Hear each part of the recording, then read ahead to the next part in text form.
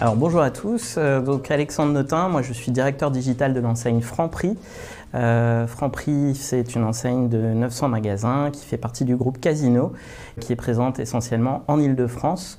Donc aujourd'hui on se développe sur la petite et la grande couronne et dans quelques régions sur des grandes villes. Bonjour, moi je m'appelle Micheline Leong, je gère l'offre produit sur nos plateformes e-commerce, notre appli, notre site et nos marketplaces, et je gère aussi le PIM, la solution PIM pour l'enseigne.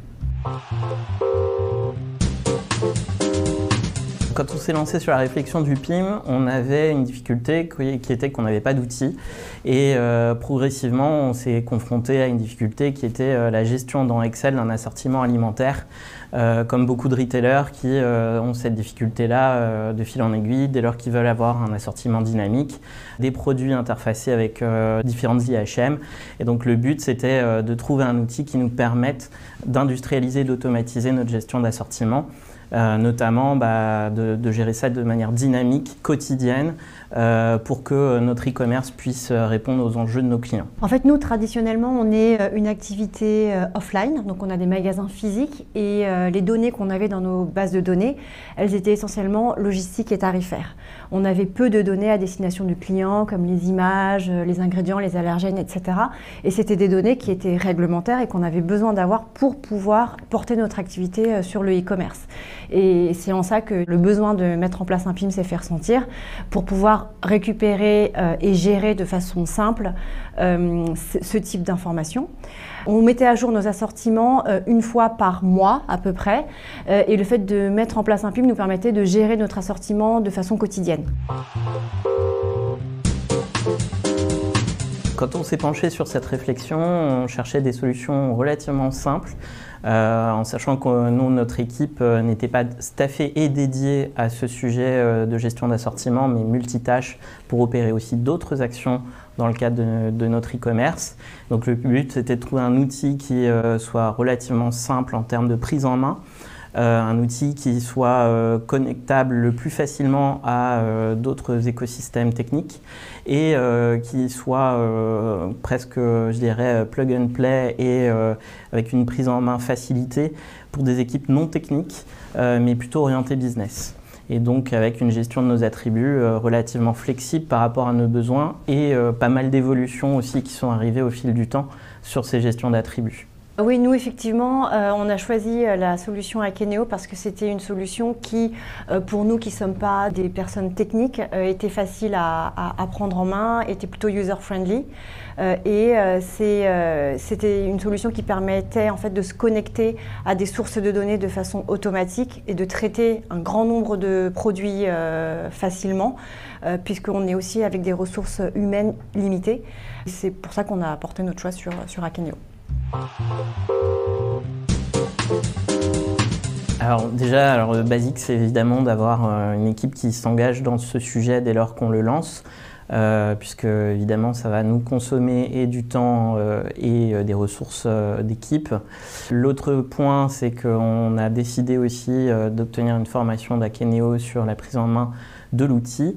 Et enfin, on a été accompagné par une agence d'intégration qui s'appelle D&D, qui a été une source de conseils et aussi de réflexion sur l'implémentation et les développements futurs, étant donné qu'ils ont l'expertise de connecteurs entre ce PIM Akeneo et d'autres systèmes pour nous accompagner au mieux dans nos choix. Le conseil que je donnerais, c'est de réfléchir aussi, et avant la mise en production d'un PIM, de bien réfléchir à tous les cas d'usage qui vont être attachés en fait au PIM, à tous les métiers, tous les différents services qui vont avoir besoin de ce PIM et du coup toutes les informations qui vont être nécessaires pour avoir un modèle de données le plus complet possible. Parce qu'en fait, une fois que le PIM commence à être alimenté et commence à être connecté à des outils, c'est plus difficile de le faire évoluer, donc de penser à tout ça en amont. Et évidemment, effectivement, de trouver un bon intégrateur disponible et avec qui on a une bonne relation. Déjà, le PIM il nous a permis d'accomplir un de nos rêves qui était d'avoir une base d'infoproduits structurée, claire, interfaçable avec notre e-commerce et surtout de faire des gains de productivité progressifs sur la structuration de la donnée. Donc, comme le disait Micheline, dès lors qu'on a un modèle de données qui est relativement clair et bien structuré, en fait, ensuite c'est un travail d'enrichissement. Et globalement, aujourd'hui, on a réussi à mettre l'intégralité de notre assortiment magasin à l'intérieur de ce PIM. Du coup, de faire évoluer aussi notre assortiment e-commerce qui est lié à nos magasins, puisqu'en fait, notre modèle e-commerce, il est basé sur du picking en magasin, dans différents Franprix d'Île-de-France et de Lyon. Donc le but, c'est vraiment de garder cet ADN magasin, mais d'être capable de le retraduire et enrichir aussi cette donnée avec d'autres facettes ou d'autres aspérités pour proposer une expérience enrichie à des clients en e-commerce ou en digital de manière générale. Donc le PIM nous a permis de faire toutes ces choses-là.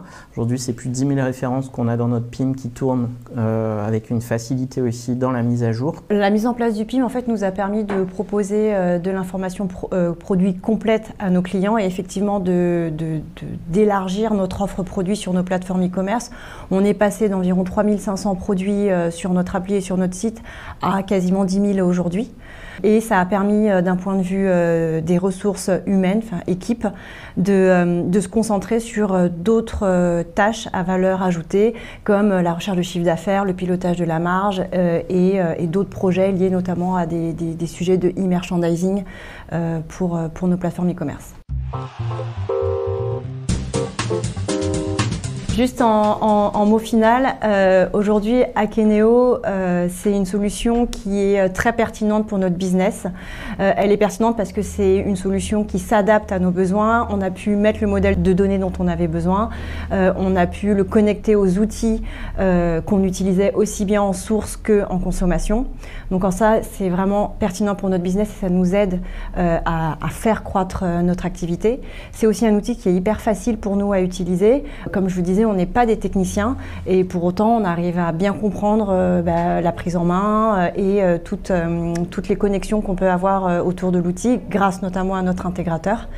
Et le dernier point, c'est que c'est vraiment un outil très ouvert pour nous.